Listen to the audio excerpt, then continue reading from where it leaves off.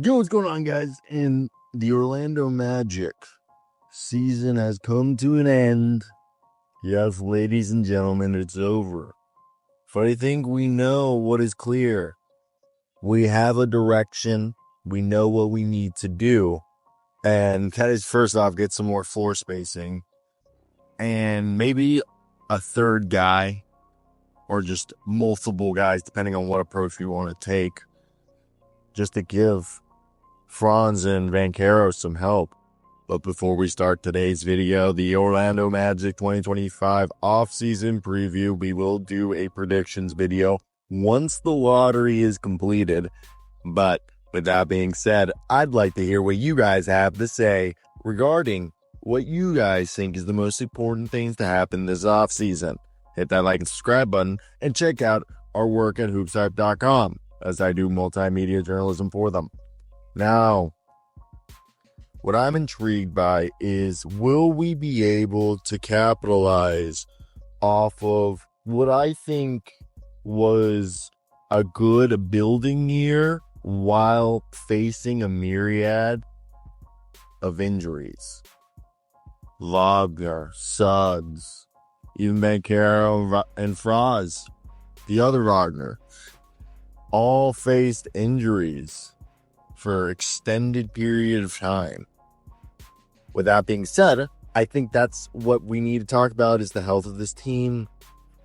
I think the open secret is the Anthony Simons wants to come to Orlando because he's from the area, and Orlando is intrigued, or is equally mutually interested in him, because he does kind of fit what they need, which is shooting and an offensive player. And if you think about it, Cole Anthony with Jonathan Isaac makes the money work, or Cole Anthony and Jet Howard, or whoever else you want. You can make the deal work around a Cole Anthony package, and then you'll be able to have like a yin-yang of offensive defense with Jalen Suggs and Anthony. And then if Jalen keeps getting hurt, you have Anthony Black as like the insurance policy.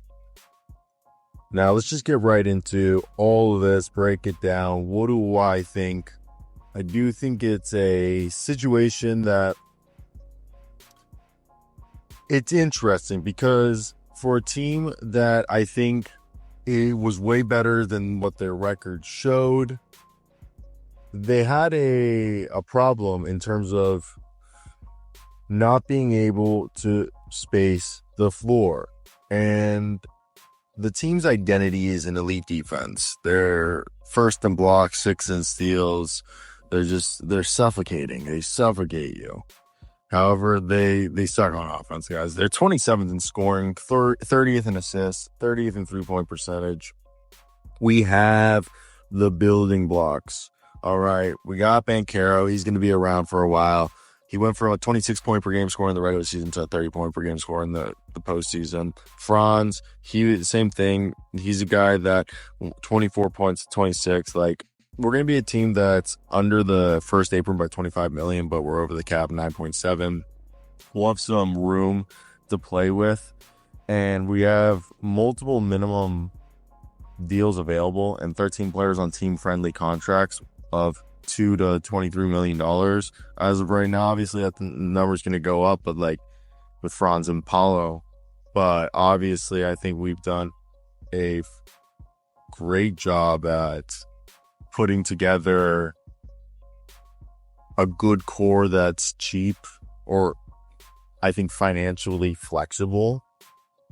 And then going into the draft, we'll have 2 first and 2 seconds, and 6 first rounders to trade and 13 second rounders to trade. So with our core basically being under contract, I think the biggest thing for us is looking at, obviously, Gary Harris, Wagner, and Corey Joseph are all guys. Mo Wagner, by the way, I need to clear that one up. Is making sure we have the guys on our bench that are going to be healthy, that are going to be able to elevate this team, because that's what's going to have to happen. This is a team that needs some more playmakers to move the ball. They need some more shooting. Like Contavious Caldwell-Pope was the right direction last offseason. We need some more of that. We need to trade for guys like that.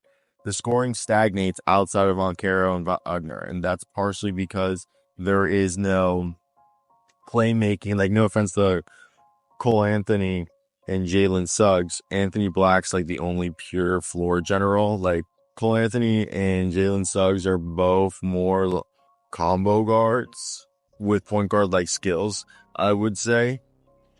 And I don't have a problem with that. You just need to have some more creators, which then allows you to take advantage of the minutes that are, terrible without Banchero and Wagner on the floor.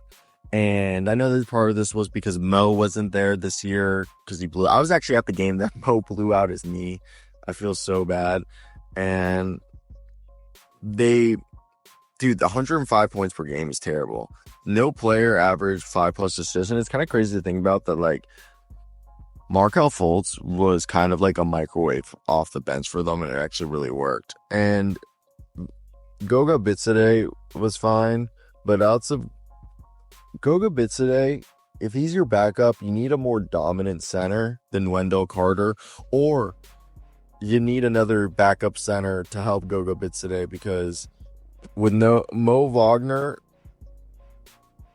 coming back from injury, I think those minutes, you needed another offensive guy because Goga Bitadze and Jonathan Isaac was too much defense, like just rebounding and defense, and just like those two guys aren't really scorers, and Mo was like the scoring option that you had, and to me that was the biggest thing that they were missing. So yeah, I'm just curious to hear your guys' thoughts on that one, because they were a team that definitely could have benefited from adding a 6-man scorer. Like Naz Reid would be really cool. Obviously, it's not going to happen, but just that idea. Or in the draft, I know they drafted also Tristan Da Silva, but he's more of a combo forward. So you got to restructure the guard rotation. We're valuing Cole Anthony, Suggs, Black's long-term fit. You got to target some shooters and playmakers, and continue to build around this defensive identity, maintaining that top-tier rim protection, perimeter defense, but find some offensive upgrades without compromising your core defensive system.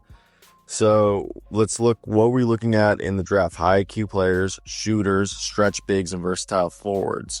So with them holding 2 first-round picks and 2 second-round picks, and this being a deep crop of players that outside the top 2 picks, I think that this is like a lot of parity. They need to address their core weaknesses: playmaking, 3-point shooting, and some floor spacing in the front court. That's like willing floor spacers. So for a team that it was 30th in assists, I think Tyrese Proctor, who can play the 2 or the 1 or even the 3, 6'5" junior, he's a NBA ready pick and roll playmaker who has the size, composure, and defensive ability, and he's gotten better at 3-point shooting.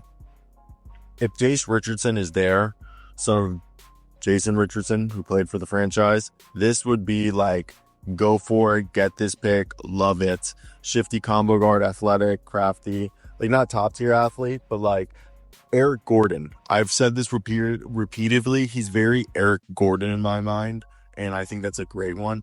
Another one, Boogie Flan, microwave scorer, and has some, floor general chops. I've kind of said he's like the Rob Dillingham of this draft class. Not the same player, but like kind of draft type that's similar, same range.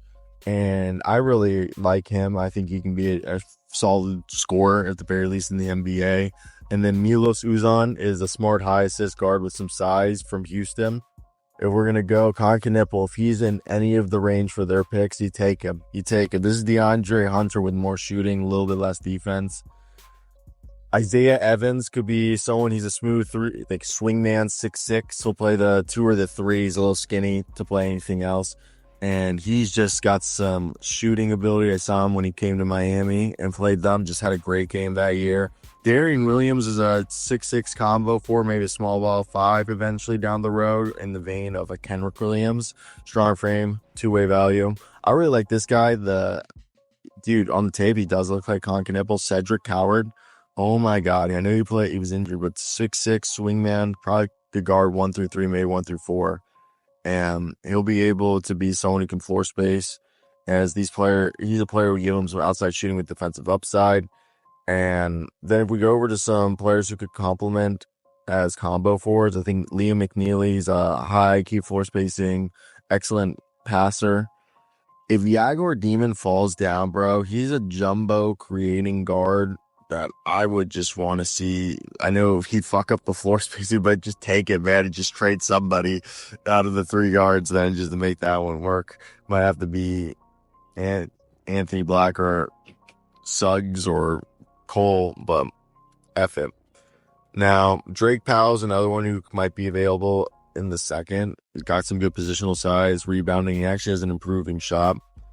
And then Will Riley and Terry Darlin could be second round guys. I just don't really like either of them. I know Will Riley, 6'8", swingman more, combo guard with some. He's actually not a bad shooter. Terry Darlin would be a second round pick. I'm not high on him, but.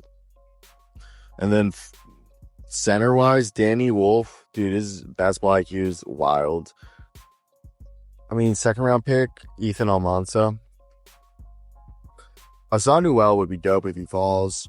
And then I would not think anybody real. I mean, Michael Ruzic or an Alex Tui or a Noah Essengoon. I'm not like wild on him. I think Michael Ruzic, who's kind of a